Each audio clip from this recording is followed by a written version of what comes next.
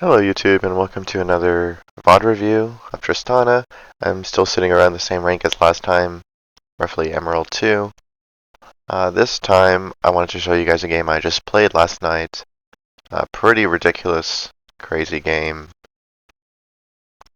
where all my teammates had 10 or more deaths, except for my support who had 9. We had a bad early lane, and we were like behind for the entire mid game, but we managed to somehow claw our way back into a winning position through all the chaos. So yeah, we're gonna take a look at this game. Lots of craziness and adaptation was necessary, so hopefully we can learn something from it. One thing I do want to bring up before I forget is that I have noticed that on my previous videos, my mic volume for whatever reason is really quiet. So I've tried to increase the gain on it for this video. I've done a few test videos, so hopefully it, yeah, I mean, it sounded okay to me, but obviously the quality's not that great. It's just a headset mic. If you guys, I mean, I'll listen to this video and listen to some comments if there's any comments, and if you don't like the mic, if there's anything weird about it, if you hear me breathing or swallowing or whatever, you know, if it bothers you, just let me know. Just want to get some feedback on if it's worth maybe investing into a new mic for these videos. But with that out of the way, here's the replay. So this matchup, Tristana Bard versus Sivir Nami. To be honest, it's kind of a tricky lane. It's hard for me to see like when there's going to be an opportunity to all in them. I think level 3 would be the best time because that's when Tristana hits her biggest spike. Whenever you're not sure like when you can fight them, usually a pretty safe bet is level 3. Because that's when you get your jump, your bomb, and your Q, all of which are really high value abilities. One trick that you can do against Sivir is, I didn't really use it much in this game, but the annoying thing about her is that she can spell shield your bomb, right? There's a couple ways that you can try and play it. Like, let's just, like in a 1v1 vacuum, if you want to jump on her and bomb her without her shielding it, you can, first of all, try and jump on her and bait her into using the E to on your W, and so like her E will eat your W instead of your bomb. And if she does that, then you can just freely bomb after the W has landed. A lot of Sivirs will just E like as you're jumping towards them. Alternatively, if she doesn't E when you jump right away, sometimes she'll panic E. Like if you just start autoing her, she's just gonna E something like a spell from your support or whatever, and then you can E after that.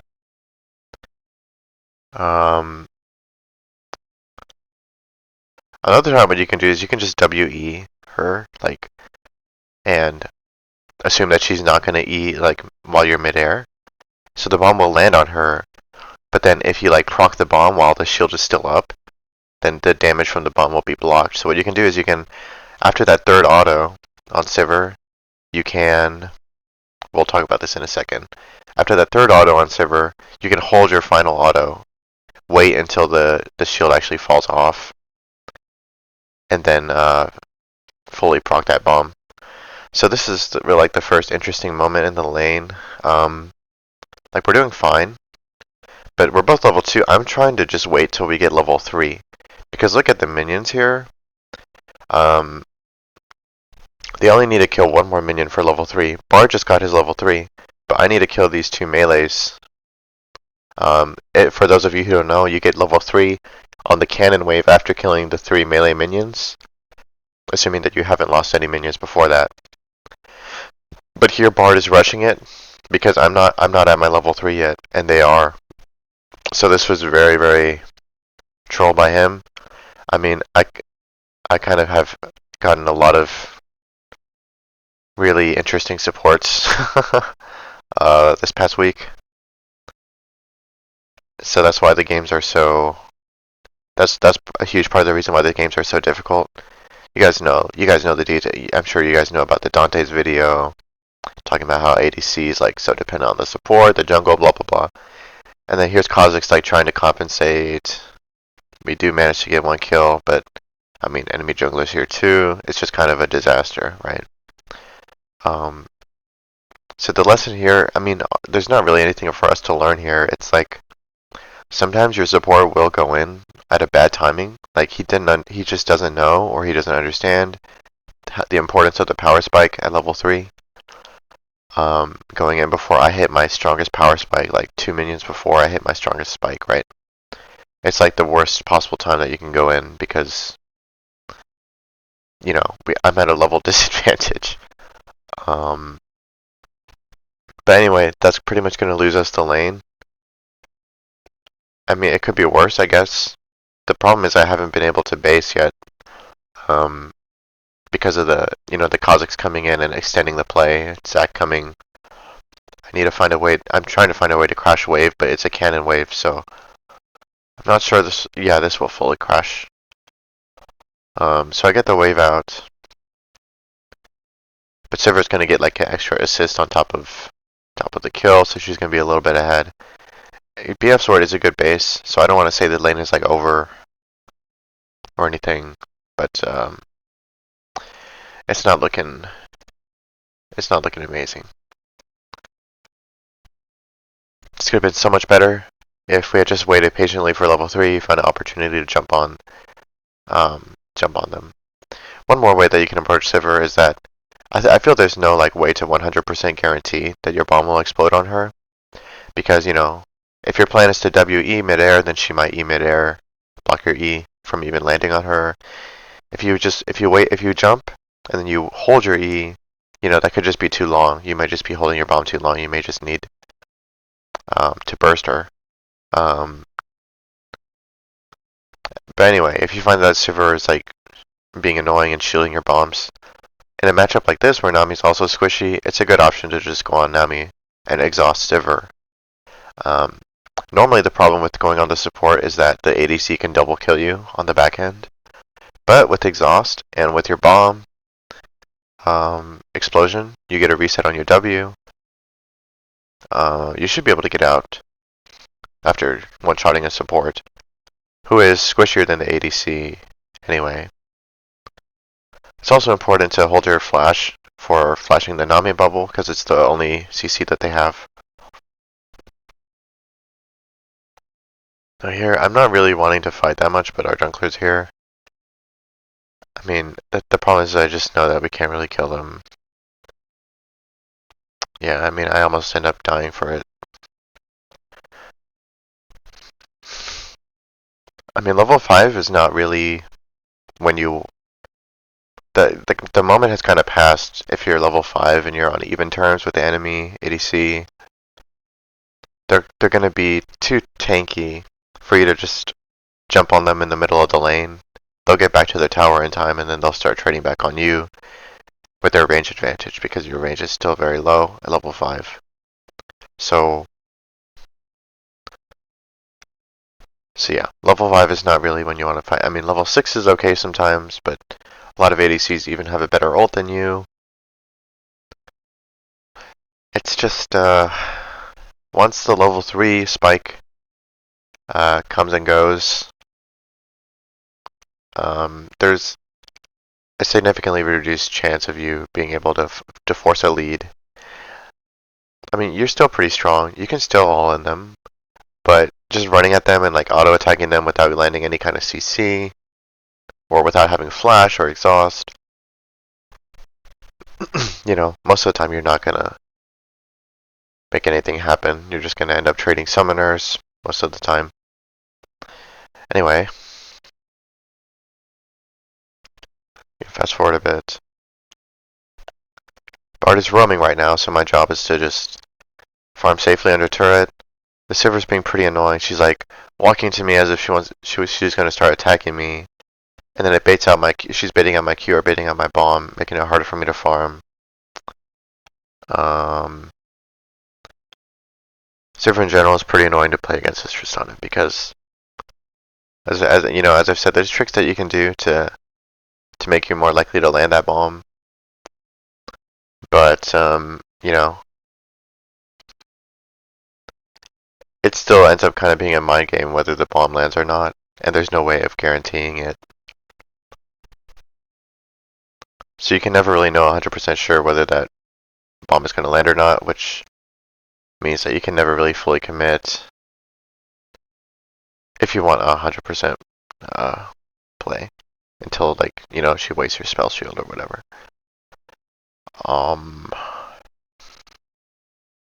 We can look at that fight real quick. I think I kind of skipped over it. Well, so we do get a pick on this Galio here, who's out of position. It's a 4v4. The problem is that Zach is, like, CCing our entire team. And there's really nothing, there's really nothing to do here. Zach is just smurfing on my team, which has no crowd control. LeBlanc, no crowd control. Kha'Zix, no CC. Bard, no CC, really. I mean, he had ult, but it was gone by the time that Zach had gone on us. So here I'm trying to go mid because we lost our tower, which is what you should do is when you're ADC, ping that you're going mid. Hopefully your mid will go to side lane.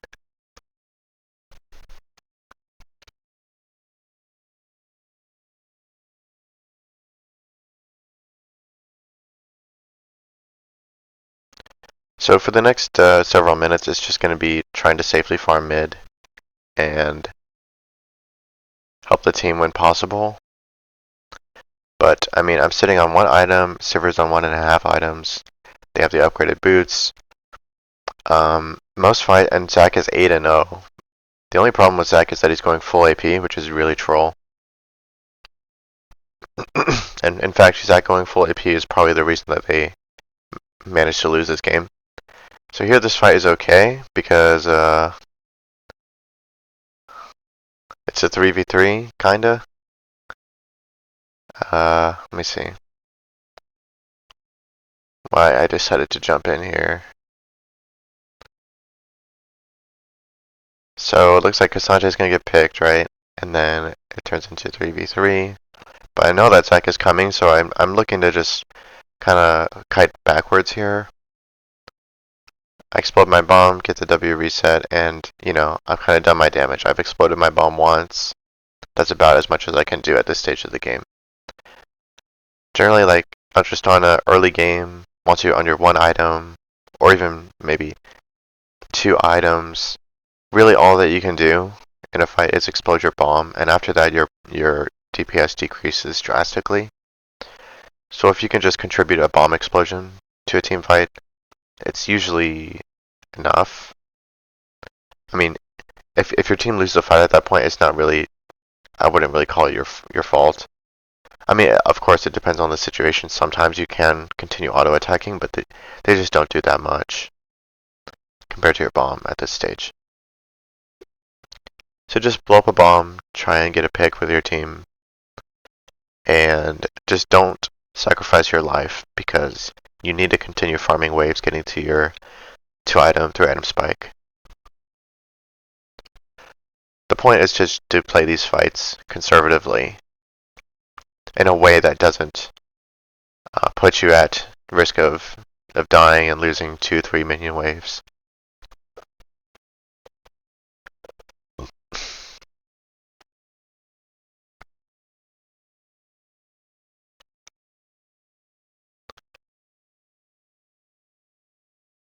Getting the red buff, and it's very perplexing to me, like how people as ranked they see like a minion wave crashing into their inhibitor tower, and no one's really interested in getting that. Like, I understand enemies defending the jungle. I mean, enemies invading the jungle, but I mean, so in this situation, maybe it's acceptable to ignore that wave and come defend this invade. But I mean, we're weaker right now, right? Like, the way I see it, you just let them take your jungle, try and ward it over walls, and just catch the waves that are at your tower, like, for the guaranteed gold. I don't really This was a pretty good play by Bard, the stun on the Sivir to help me get back into the game. But yeah, one very annoying issue with these ranks is that there's still too much focus on just fighting and killing people. People just miss wave after wave after wave in order to, I don't know, in order, to try and kill the enemy. But it's really not important to, unless it's leading up to an objective. It's 300 gold compared to all that experience you can be getting from multiple waves. Like, see, even right here, there's top wave crashing tower. No one cares about it. I mean, I can't just run around farming catching every wave that's running into our tower.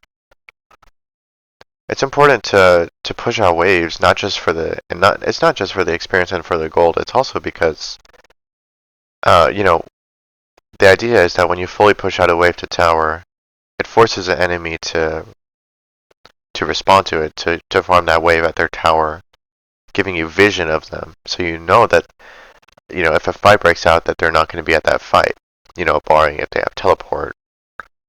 Let's look at this fight. Get some nice damage on the Sivir. I'm pretty sure she spell shielded my bomb, so I hard lose that one. I could have held the auto, but at this stage of the game, it's not really an option to hold your last auto because you lose so much DPS that way. I mean, if you hold your auto, it's about as bad as, letting her shield a bomb once you have this much DPS. Early in the game, it's like the bomb is such a huge portion of your damage, but now it's like as you're getting more items, you're getting your Infinity Edge. It's more about your auto attack, so it's kind of a lose-lose if she still has her shield, like in a 1v1. At some point, you do just kind of overpower her if you're far enough ahead of her, but it's definitely not the case right now. She's got 3 items to my 2 items, plus heal cut. So yeah, just to kind of recap the stage of the game at this point, this is the point where it kind of starts to become a really just a chaotic game where I need to start sacking waves to join fights, because if we lose a fight again, it could just be like multiple inhibitors gone. So I need to at least prevent too many people from being alive to storm our entire base when my team is dead. So I just need to find a way to navigate these fights. Looks like Sivir's getting caught, so I find a way to trade 1-for-1 with her here, which is important because now Sivir can't, she can't provide Baron DPS for her team, she can't provide tower DPS for her team. So, not a great death, but Sivir is definitely more valuable than me right now.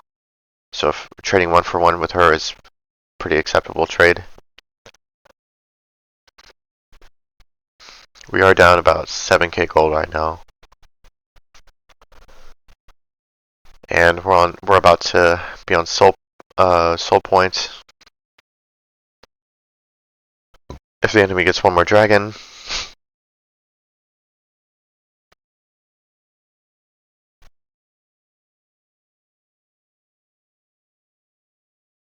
Just collecting the waves. They really not having a hard time killing Sivir. Now, remember, as I told you, Zach is building full AP, as you can see. Even though he's 17-1, which is, I think, a really terrible decision against someone who can, with as much DPS as a Tristana. Because, if I manage to just evade that Zach engage, and I get an angle to auto attack him, he's just gonna melt, And Set, he's also just building AD. He's not building armor. No one on their team is really building armor. Galio's building MR. One thing about this rank too is that I feel people just do not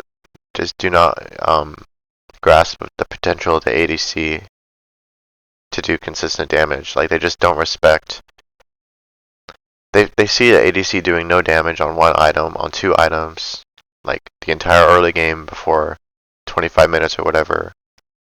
And then all of a sudden, the ADC gets 3 items, and then enemy, like, ADC wipes the enemy in a team fight, and then surprise Pikachu face.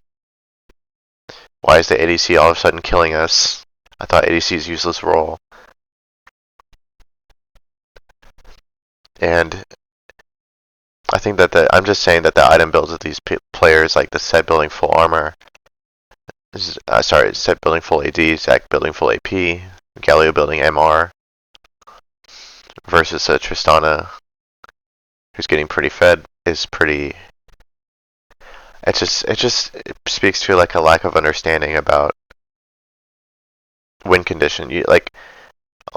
I feel players at this rank just don't even consider Ace to ADC to be a real win condition. Which is, it's the same reason why your team won't play around you, why they won't peel for you, why they perma roam when you start losing a little bit in lane. They think that like the mid laner will be able to carry and end the game, but I mean mid laner carry, but mid laner many times, probably more than half the time, the mid laner alone cannot end the game without the ADC being at least somewhat strong. The later the game goes, the more consistent damage that you need. And on the flip side, the later the game goes, the more valuable a frontline is for the ADC to be able to have the space to deal out that damage. So the reason this game is so chaotic is, we have a Kha'Zix, we have a LeBlanc. My only frontline is a Cassante, whereas they have a Set, Zac, Galio, Nami for peel. These are the hardest kind of games to carry because, it's not like a team playing around you. It's the team just diving in, trying to find kills. And I mean, if they can do that, that's great. Like, you don't have to do anything. But I mean, in this game, I'm almost have to take more of an assassin kind of mentality. Because,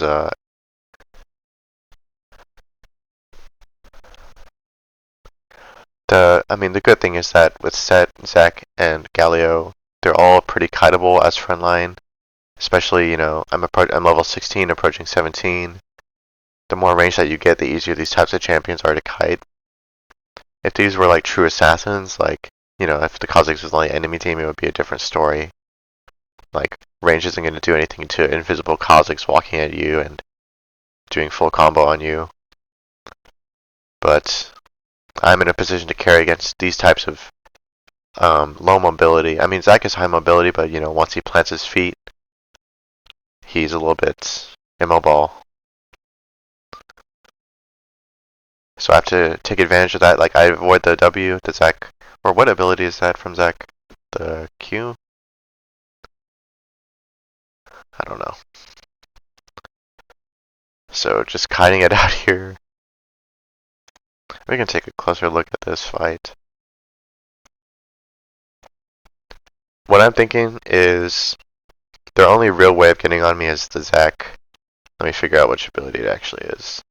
The Zac E. Yeah. So if I can just dodge the Zac E, then he can't really just start ulting and flopping around on me, right? So that's really all I'm thinking about. I'm holding flash, I'm holding W to buffer that E. But he shows himself here, so I can just start DPSing. A nice buffer on the Nami tidal wave.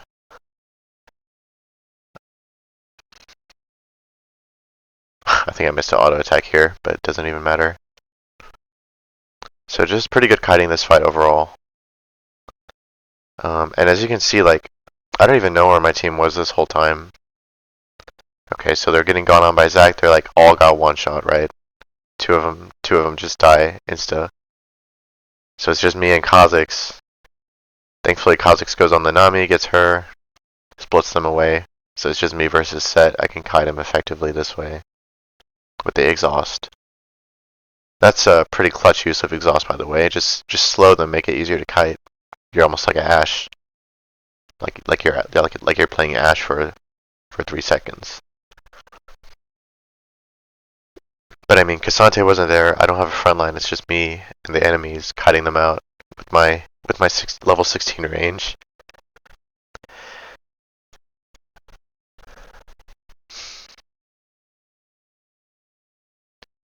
Yeah, this was really close.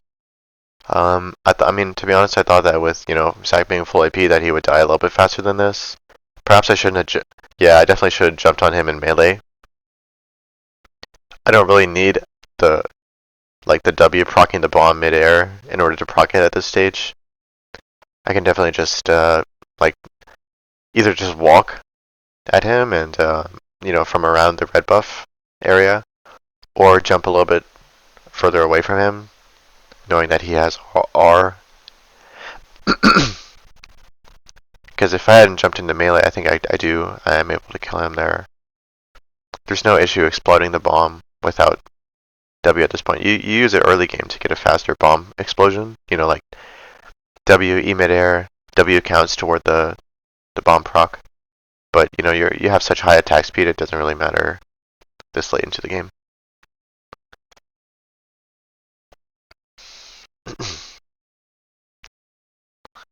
Okay, there's probably another fight coming up around the Baron.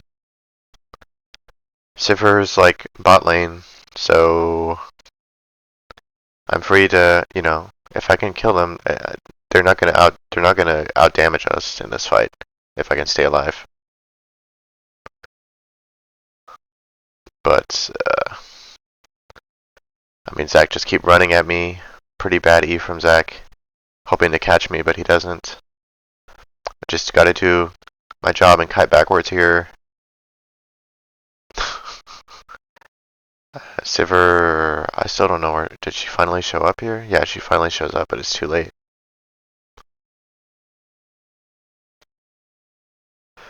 So it's kind of just a crazy job of me kiting every ability, without a front line to tank those abilities for me. You just have to anticipate them and make sure that you don't get hit by them. You run backwards if you're in range. Again, it's a little bit easier this game because the one thing I really have to worry about is that Zac E from out of vision especially. But I'm anticipating it. I'm running backwards when I think he's going to use it, and then he uses it, and that gives me an angle onto him.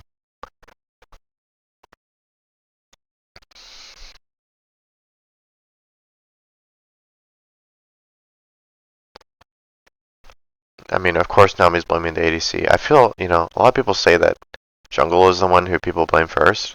Maybe that's true at lower ranks, oh, jungle ganked my lane, blah, blah, blah. But I feel in these games, it's often ADC that gets blamed first. Because what usually happens is that, one of the two ADCs will, accidentally or incidentally get ahead from all the, bot lane fiesta that happens. And then, that ADC ends up taking over the game. Usually it's not the ADC creating their own lead. Usually it's a support running in when their ADC, when they're at a level disadvantage, like it happened in this game. Or the enemy jungler come first, create a HP advantage. There are times, don't get me wrong, where, the ADC does make the difference, but a lot of times the ADC gets ahead one ADC will get ahead for, by no fault of their own, not by their own merit. And then, as soon as they start, shredding everybody, the losing team decides, oh, yeah, ADC diff, right? Not understanding that it's a team game and there's more than one player who influences whether or not your ADC is going to be strong or not.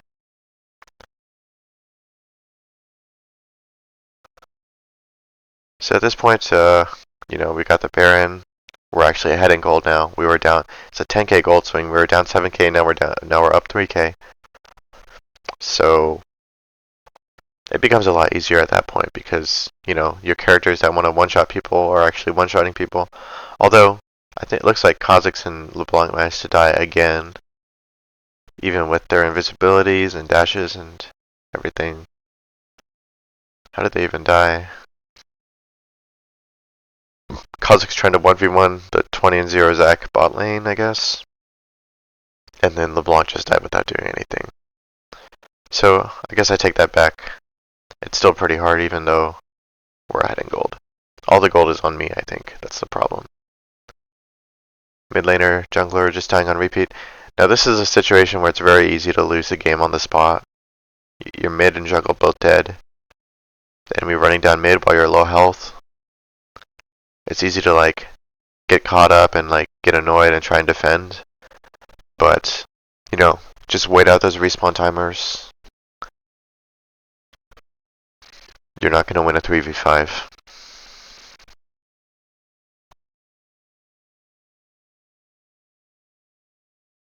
Galio just trolling in mid lane, farming by himself. No one to back him up. Usually, I do want to point out the reason that you can't usually do this. You can't usually just jump on somebody farming mid wave when you're losing. But they're all on vision. I saw Zac on that ward top lane. I saw 2 top, so I know he's the only one here. There's nothing he can do to me and Bard. So pretty bad decision by Bard, by Galio to walk that far up in the lane with his team not there. They're obviously trying to bait us into the bush to get hit by Zac E, but we're not falling. I'm not falling for it. Cassante is tanking their front line so I can kind of go on their Sivir. Nami, Sivir are both going to die here. I don't care about the front line. I want to get Sivir. And then I can kite out the rest of it. Looks like my team kind of took care of the front line for me with Sivir and Nami gone. And that's the end of that game. So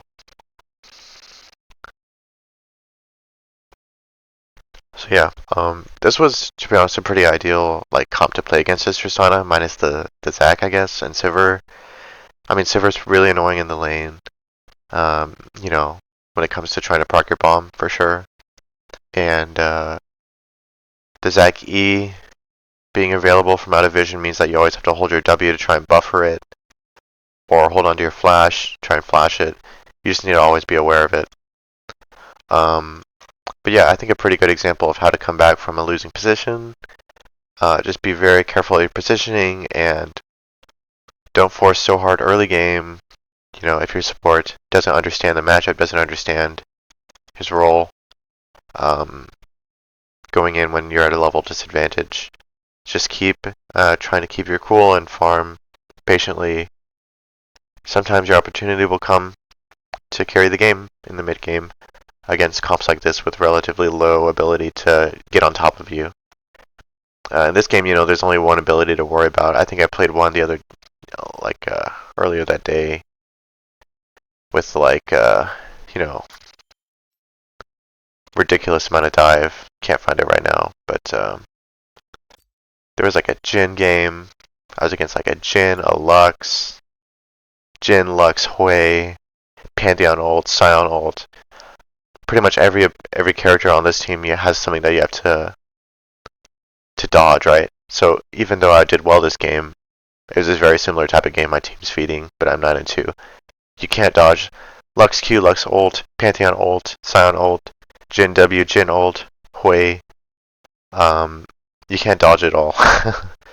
So just, you know, if the comp looks like a comp that you can play against, like this game, try not to lose your mental too early. Just hang in there. Anyway, thanks everybody for watching, and I'll see you in the next one.